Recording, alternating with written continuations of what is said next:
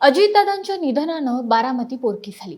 अवघ्या महाराष्ट्राला दादांचं जाणं जर असह्य झालं असेल तर मग बारामतीकरांचं काय झालं असेल याची आपण केवळ कल्पनाच करू शकतो।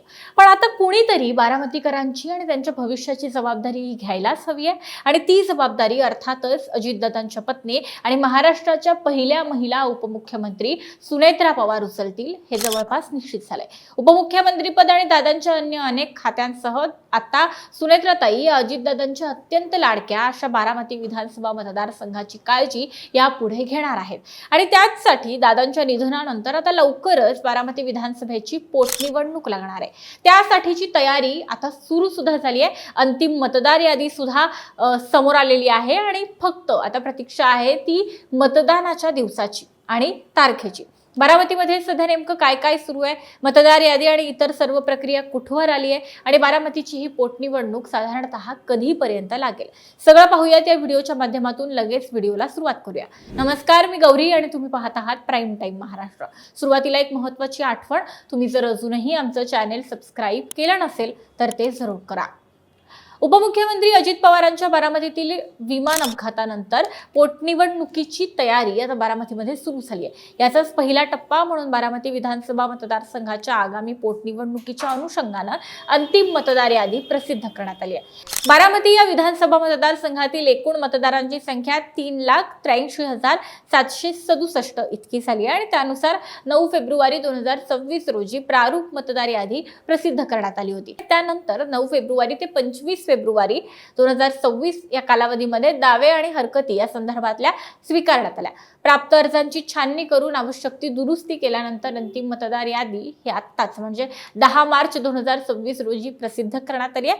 अंतिम मतदार यादीत पुरुष मतदारांची संख्या ही 1,93,496 इतकी आहे, तर महिला मतदारांची संख्या ही 1,90,271 इतकी आहे, तर इतर मतदारांची संख्या ही 24 असून एकूण मतदार संख्या 3,83,767 इतकी आहे। त्यामुळे प्रशासनानं आपली बहुतांश तयारी केलेली आहे आणि आता नेमकी बारामती विधानसभेची पोटनिवडणूक कधी लागते, याची तारीख जाहीर कधी होते याकडे महाराष्ट्राचं लक्ष लागून राहिलंय। बारामती विधानसभा मतदारसंघासाठी विशेष संक्षिप्त मतदार यादी पुनर्निरीक्षण कार्यक्रम हा आयोगानं जाहीर केला असून 1 जानेवारी 2026 पर्यंत नाव नोंदवलेले मतदार हे या बारामती विधानसभेच्या पोटनिवडणुकीमध्ये मतदान करू शकणार आहेत।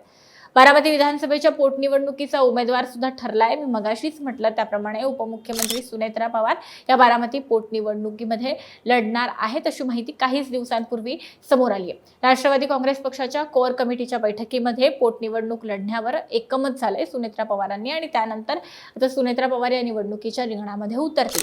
राष्ट्रवादी काँग्रेस पक्षाचा निवडणूक बिनविरोध व्हावी यासाठीचा भर राहणार आहे।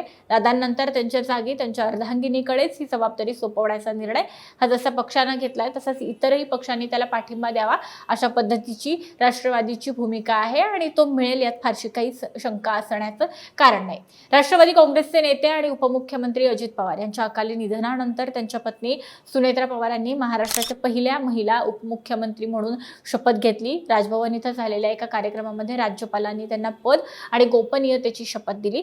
सुनेत्रा पवार या महाराष्ट्राच्या राजकीय इतिहासातील पहिल्या महिला उपमुख्यमंत्री झाल्या आणि त्यानंतर अर्थ खातं वगळलं तर दादांकडे असलेली अन्य सर्व खाती ही सुनेत्रा ताईंकडेच सोपवण्यात आली आणि आता सुनेत्रा पवारही या सगळ्या राजकीय आणि प्रशासकीय वातावरणामध्ये हळूहळू रुळताना दिसू लागले आहेत। शिवाय माहेर आणि सासरचा तगडा राजकीय वारसा आणि त्यांचा स्वतःचा सामाजिक कार्याचा अनुभव हा देखील त्यांच्या या सगळ्या कारकिर्दीमध्ये अत्यंत मोलाचा ठरेल यात काही शंका नाही। आपल्या माहितीसाठी सांगते की आपल्या भारतीय संविधानानुसार कोणतीही व्यक्ती ही राज्याच्या विधिमंडळाची सदस्य नसताना सुद्धा मंत्री अर्थात उपमुख्यमंत्री किंवा मुख्यमंत्री म्हणून नियुक्त होऊ शकते। मात्र हे पद जर टिकवून ठेवायचं असेल तर शपथ घेतल्यापासून सलग 6 महिन्यांच्या आत त्या व्यक्तीला विधानसभा किंवा विधान परिषदेचं सदस्य होणं अनिवार्य असतं, म्हणजे विधिमंडळाचं सदस्य होणं हे अनिवार्य असतं। जर ते या कालावधीमध्ये सदस्य झाले नाहीत तर त्यांना आपल्या पदाचा म्हणजे उपमुख्यमंत्री उपमुख्यमंत्री किंवा मुख्यमंत्री पदाचा राजीनामा द्यावा लागू शकतो. तुम्हाला आठवत असेल तर उद्धव ठाकरे यांचं एक उत्तम उदाहरण आहे. मुख्यमंत्री पदाची शपथ घेतल्यानंतर उद्धव ठाकरेंनी विधान परिषदेचं सदस्य म्हणून आपलं जे नाव आहे ते निश्चित केलेलं होतं. ते विधान परिषदेचे सदस्य हे मुख्यमंत्री झाल्यानंतर झालेले आहेत. त्याचप्रमाणे आता सुनेत्रा पवारही बारामती विधानसभेची ही पोटनिवडणूक लढवतील. उपमुख्यमंत्री पदाची शपथ त्यांनी आधीच घेतलेली आहे, पण हे पद टिकवून ठेवण्यासाठी संविधानानुसार आता त्यांना विधिमंडळाचे सदस्य सुद्धा व्हावं लागणार आहे आणि त्यासाठी त्या या पोटनिवडणुकीला सामोरे जातील. दरम्यान बारामती पोटनिवडणुकीची तारीख कधी जाहीर होते, इथलं वातावरण नेमकं कसं राहतंय आणि निवडणुकी दरम्यान नेमकं काय काय घडतंय बारामतीकडे, याकडे निश्चितच आपलं लक्ष राहणार आहे. आणि याबाबतच्या सर्व बातम्या आम्ही वेळोवेळी तुमच्यापर्यंत पोहोचवत राहूच. या संदर्भात तुमची काही मतं, प्रश्न किंवा काही तुम्हाला व्यक्त व्हायचं असेल तर आमच्या कमेंट बॉक्समध्ये नक्की सांगा. आणि व्हिडिओ महत्त्वाचा वाटला तर लाईक आणि शेअर करायला विसरू नका.